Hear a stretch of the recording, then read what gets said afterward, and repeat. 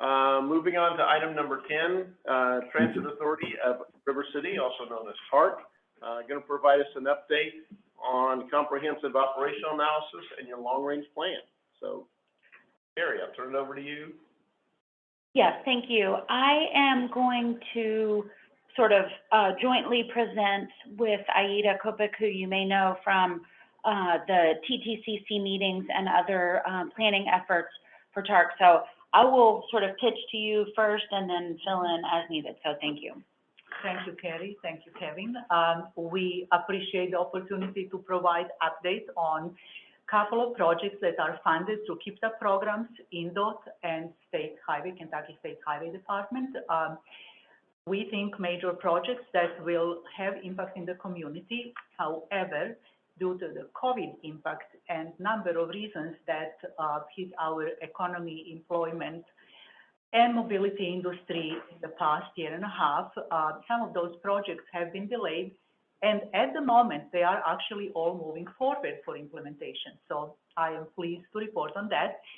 On this slide, you can see our wonderful mission statement, success factor and goals for TARC to improve the mobility and enhance our community. That is our goal, and all these projects that I will talk about align with the goal and mission. You heard, I believe, right before the COVID started, summer of 2019, so to say, a couple of projects that are funded for new service and amenities implementation. This is the project to improve connectivity across the new bridge and the East End Bridge and provide access to jobs from West Louisville and from Northeast area of the Jefferson County, primarily to River Ridge Commerce Centers and Amazon as a major growing employment area in the region.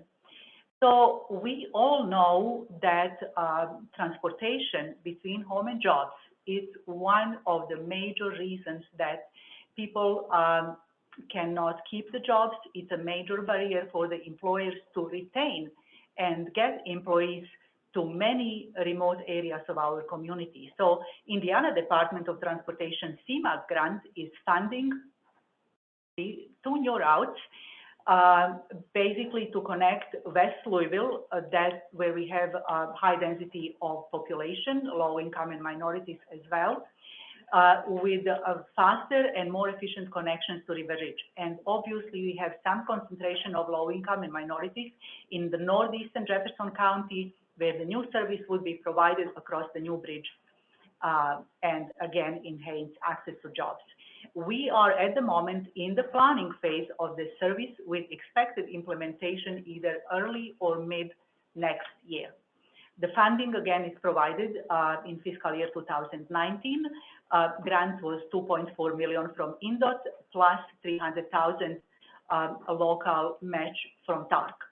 And the funding transfer to Federal Transit Administration is completed, so we are ready to hit the ground running.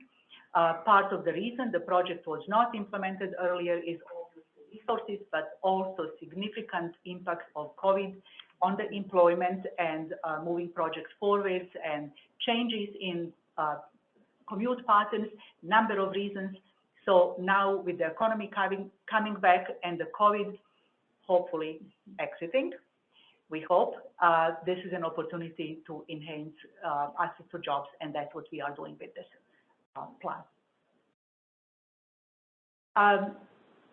The level of service on both of those routes will be basically AM and PM peak service, 3 round trips in the morning and 3 round trips in the evening. We are trying to tailor the service and timing with a number of shifts in River Ridge, and obviously we are already serving Amazon, so that will enhance employment opportunities for West Louisville, Northeast Louisville, and obviously Jeffersonville. We are planning stops there as well. Similar concept is improving connectivity along outer loop and providing connections to jobs in Renaissance Development Park and Commerce Crossing Center south on Preston Highway. The project implementation again is expected in 2022. We are in the planning process. The funding is reimbursable fund provided by Kentucky Transportation Cabinet. The total amount over 3 years is $1.1 million, with, again, TARC providing $300,000 or more as needed for service delivery. Level of service, again, similar. Part of this new service will replace one of the TARC Express routes eliminated a year ago due to low ridership and extremely high cost per boarding. So we are trying to mitigate for lost service and provide additional connections on Preston Highway along Outer Loop with morning and evening service, again, tailored to shifts, and with transfer opportunities between TARC major routes number 4, number 6, and 28 along Preston Highway. We have one of the fairly large projects in city of Jeffersonville that is funded by Transportation Alternative Program funds. This project is a collaborative effort between city of Jeffersonville and TARC. And we did have some hiccups with the contracting and design for this project. However, everything has been resolved, and City of Jeffersonville and TARC are now making final steps to take this project to the construction phase. We are providing 3,000 plus feet of new sidewalks, improvements to bus stop, shelters, benches, and boarding areas along Spring Street corridor, which is one of the major corridors in City of Jeffersonville, providing connectivity and access to residents and businesses in the area. So the estimated completion is a kind of aggressive timeline by the end of this year. The contracting will be through TARC, and we are basically planning to find a contractor to implement this project in a relatively short time. The design is ready, the cost of the project is updated, and we certainly are prepared to deliver that in the next couple of months.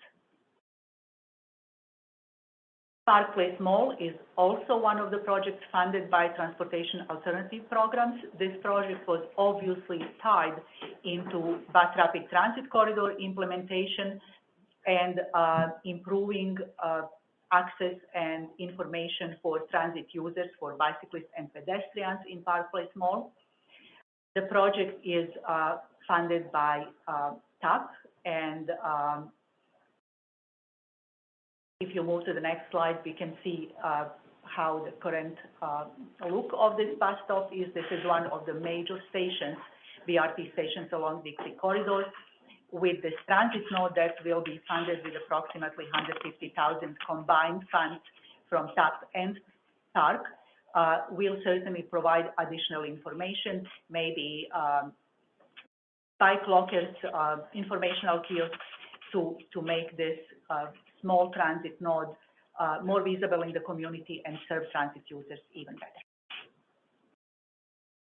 This is a project that I just would like to mention for success and triggered a lot of attention when we started working on it, is implementing TARC solar shelters. Many of our riders told us multiple times that there is no lighting at the shelters and more lighting is needed.